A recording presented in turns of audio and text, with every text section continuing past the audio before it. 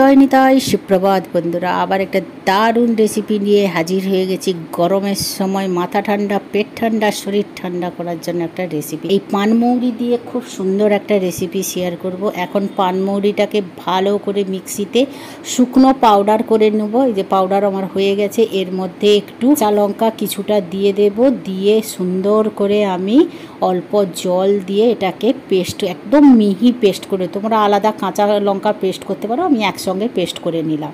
এবার তোমরা দেখো খুব সুন্দর একটা পেস্ট হয়ে গেছে, পানমৌরি কাঁচা লঙ্কার সুন্দর একটা পেস্ট হয়ে গেছে। এবার একটা বাটিতে নিয়ে নেবো, বাকি প্রসেসটা শুরু করবো। এবার এই রান্নাতে কিছু সবজি লাগবে, ঝিঙে, পটল, পেঁপে, ডাঁটা নিয়েছি।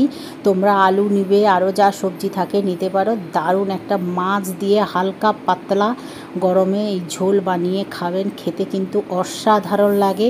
শরীর, পেট, মন সব ঠান্ডা থাকবে, মাথাও ঠান্ডা থাকবে। চলো এবারে রান্নাটা শুরু করা যাক। পিস মাছ নিয়েছি, পরিষ্কার করে ধুয়ে লবণ হলুদ মাখিয়ে নিয়েছি, অল্প লঙ্কার গুঁড়ো মাখিয়ে নিয়েছি। আপনাদের যতটা মাছ লাগে ততটা দিয়ে করবেন। আমাদের তিনজন, তাই 3 পিস নিয়েছি। যেহেতু পানমৌরি মেথি ফোড়নের তরকারি, তাই মেথি আর পানমৌরি নিয়েছি ফোড়নের জন্য, আর একটু কাঁচা লঙ্কা নিয়েছি। এটা একদম ফার্স্ট আমি তেলে নেব, আর কোনো মশলা দেব না। এই মশলা দিলে কিন্তু গন্ধ আর মানে দারুণ হবে। কড়াই নিয়ে নিয়েছি, কড়াই গরম হয়ে গেছে। আমি পরিমাণ মতন তেল এখানে দিয়ে দিলাম মাছ ভাজার জন্য। তেলটা গরম হলে সুন্দর করে তেল গরম হয়ে গেছে, আমি অল্প একটু লবণ দিয়ে দিলাম, যাতে মাছ দেওয়ার পরে তেলটা না ফাটে, মানে মাছটা যেন না তেলগুলো ঠিকরে আসে মাছ ভাজার সময়। আর অল্প একটু হলুদ গুঁড়ো দিয়ে দিলাম, যাতে তেলটা না পুড়ে যায় মাছ ভাজতে ভাজতে।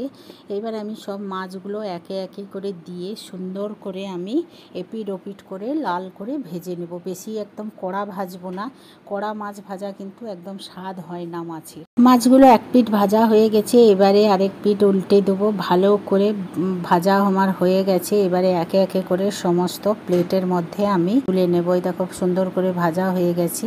এটা বেশি মজমজ করলে কিন্তু মাছের একদম স্বাদ থাকবে না।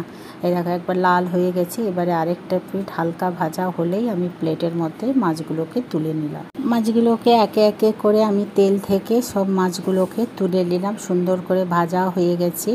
এই তেলেই সব ফোড়ন দিয়ে এবারে বাকি রান্নাটা আমি শুরু করব। তেলের মধ্যে আমি মেথি আর যে পানমৌরি রেখেছি কাঁচা লঙ্কাটা, এবারে প্রথম মেথিটা দিয়ে দিলাম। মেথিটা একটু ভাজা হবে, তারপরে আমি পানমৌরি আর কাঁচা লঙ্কাটা এর মধ্যে দিয়ে দিলাম।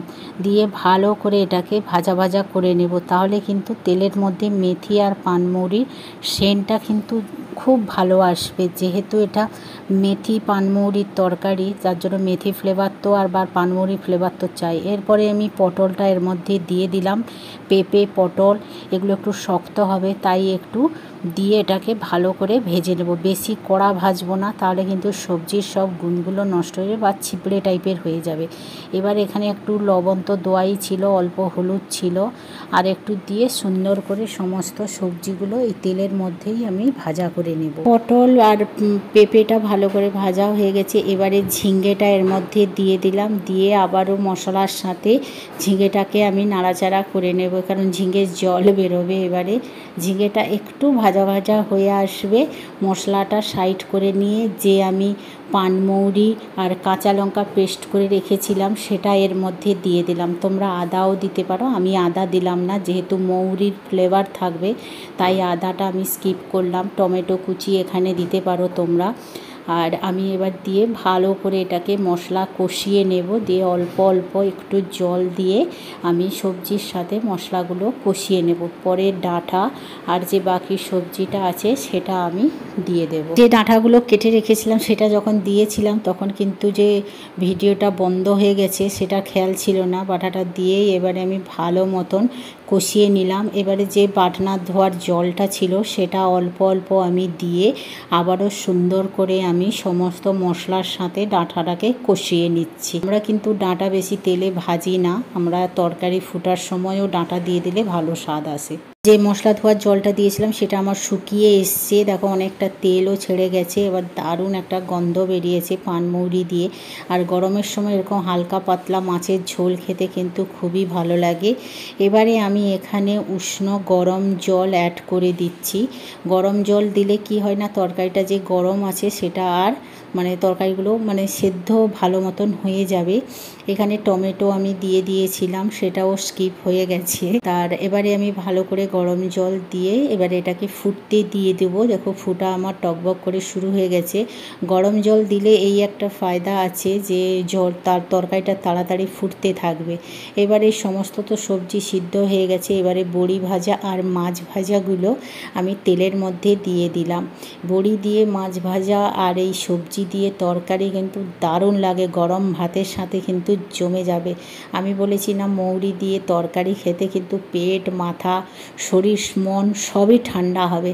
100% গ্যারেন্টি দিয়ে বললাম, তোমরা এই পদ্ধতিতে একবার বানিয়ে খান, খেতে কিন্তু ভালো লাগে। যাদের শরীর খারাপ, পেটের প্রবলেম, জ্বর হয়েছে, খেতে ইচ্ছে করে না, এরকম হালকা পাতলা ঝোল খেলে কিন্তু খুব ভালো হয়, শরীরের খুবই উপকার আসে। মৌরির তরকারি খাওয়াটা খুব উপকার। এখন রিচ না খেয়ে যত হালকা পাতলা ঝোল খাবে শরীর তত ভালো থাকবে। শেষমেশ আমাদের ঝোলটা একদম রেডি হয়ে গেছে, এই যে টকবক করে ফুটছে। এবার আমি গ্যাসটাকে বন্ধ করে কিছু সময়ের জন্য রেখে দেব। আর এত সুন্দর মৌরির সেন্ট উঠেছে না, দারুণ লেগেছে। এবার গ্যাসটা বন্ধ করে দিয়ে এবার আমি এই ঝোলটাকে একটা পাত্রে ঢেলে নিলাম। আর দেখতে কত সুন্দর কালার হয়েছে। এবারে গরম গরম ভাতের সাথে সবজি দিয়ে, মাছ, বড়ি ডাঁটা দিয়ে হালকা পাতলা মৌরির ঝোল আমি পরিবেশন করে দিলাম। সাথে একটা লেবু আছে, শসা আছে, পেঁয়াজ আছে। গরমের সময় এরকম একটা তরকারি হলে কিন্তু জমে যাবে। আর আজকের রেসিপিটা কেমন লাগলো কমেন্ট করে জানাও। তাহলে আজকের মতন টাটা বাই বাই, জয় নিতাই। আবার একটা নতুন ব্লগে দেখা হচ্ছে।